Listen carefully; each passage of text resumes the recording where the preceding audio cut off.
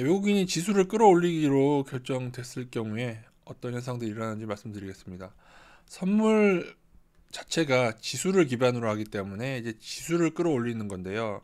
지금 선물의 이득을 위해서 만약에 지수를 끌어올리게 된다면 이번 주에 만기이기 때문에 추가로 더 끌어올리게 된다면은 어떤 일이 벌어지느냐. 그럴 경우에는 지수를 끌어올리기 위해서는 일단 대형주가 올라야죠. 그리고 대형주 중에 시총 상위가 삼성전자, 하이닉스이기 때문에 반도체가 오르게 됩니다. 그래서 지금 선물플레이를 하면서 지난주에 대형주와 반도체가 끌어올려진 거죠. 또한 이제 갭상승이 시작됐죠.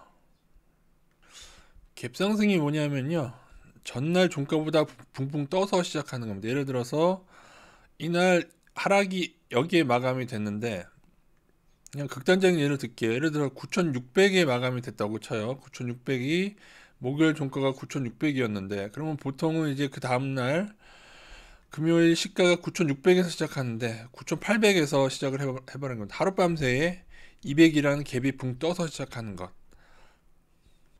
이런 식으로 하룻밤 새에 붕붕 떠서 시작하는 게 바로 갭 상승인데, 이 선물 플레이 막판에 앞으로 좀 더 심해질, 그러니까 지수를 견인하기로 하면은 하룻밤 새에 이미 올라서 시작하는 갭 상승이 많습니다. 그런데 이것이 무리한 선물 플레이일 경우에는 무리한 갭 상승은 만기 후에 갭하락으로 무너지기도 합니다. 그래서 만약에 이번에 상승이 너무 무리하게 우리나라 만기뿐 아니라 19일까지 다우나스닥 만기까지죠. 그때까지 글로벌 지수가 무리하게 끌어올려질 경우에 그 이후에 너무, 그러니까 무리한 것은 갭상승 여부를 보면 알아요. 막판에 갭상승으로 막 하룻밤 지나면서 막 올리는데, 그럴 경우에 갭하락을 나중에 좀 염두에 둬야 됩니다. 다우나스닥을 좌지우지하기로 이미 설계됐다면은, 이미 나스닥이 이 거대한 버블을 만들 동안 월가는 다우 나스닥의 시총 상위를 그들이 장악하고 매집을 하고, 그렇기 때문에 이렇게 오른 겁니다. 트럼프와는 공생의 관계죠. 왜냐하면은 주식이 오르는 것을 그동안 경제가 좋다는 식으로 계속 그런 식으로 얘기를 해왔기 때문에, 이건 트럼프든 오바마든 마찬가지인데요. 점점 트럼프 때 더욱더 심해지고 있습니다. 그리고 특히 만기 전후에 원자재 시장에서는 특히 통계도 조작합니다. 예, 이게 판돈이 너무 커지면은 정책도 약간 조작되고 뉴스도 조작이 되는데, 그래서 이거를 예를 들어 얘네들이 파생을 상방으로 쳐놓으면은 이런 식으로 조작을 하는데, 지금 이미 최근에 나오고 있지. 실업률 통계 오류, 요 뉴스 잠깐 보여드릴게요. 딱 적당한 뉴스가 하나 나왔죠. 지난주에 발표된 실업률 통계에서 오류를 냈어요. 일시 해고자가 취업자로, 뉴스 자체가 이겁니다. 실업률 데이터 오류로 뉴욕 증시를 밀어 올린, 이거 엄청 뉴스 내면서 올렸지 않습니까? 그러면서 뭐라면 백악관 개입 가능성 일축. 이런 뉴스 보면 이제 개입이 됐다고 보는 게 타당하겠죠.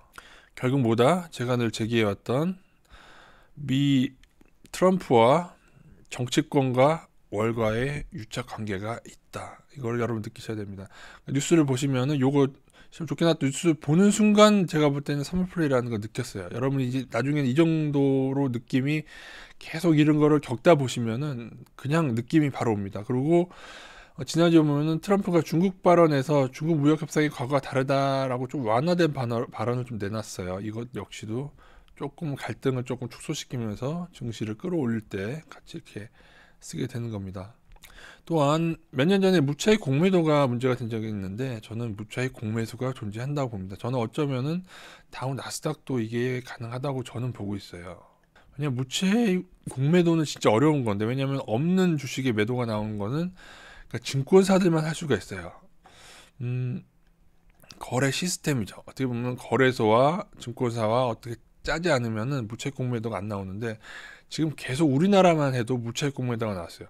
근데 무차익 공매도만 있느냐? 아니요. 이게 어차피 선물 플레이를 위해서 존재하는 거고, 그렇기 때문에 무차익 공매수가 훨씬 더 쉽게, 이거는 어떻게 보면은 약간의 핑계만 대면 돼요. 약간의 돈이 들어온 것처럼 조작하면 되기 때문에 무차익 공매수가 저는 존재한다고 생각합니다.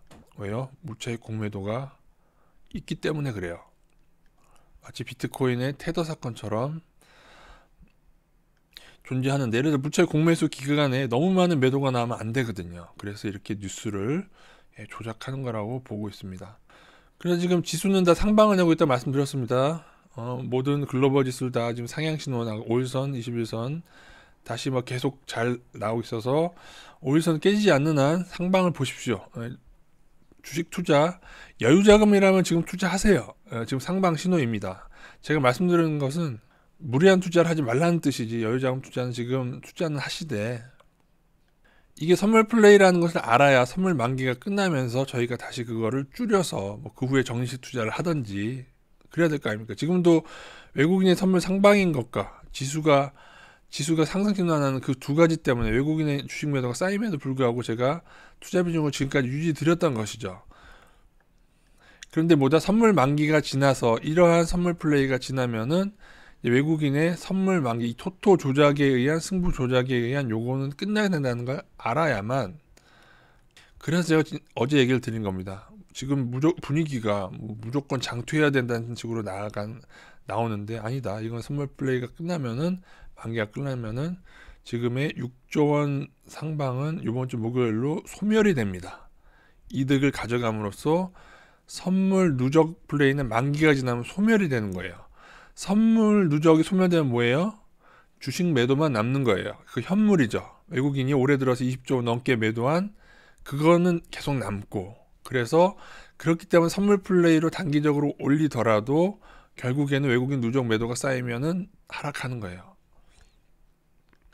여러분이 이 파생 시장에 보는 눈이 조금 더 생기게 되면은 사실 뉴스만 딱 봐도, 몇 가지 뉴스는 딱 듣기만 해도 이놈들 이렇게 하는 건 느낌이 여러분 오실 겁니다.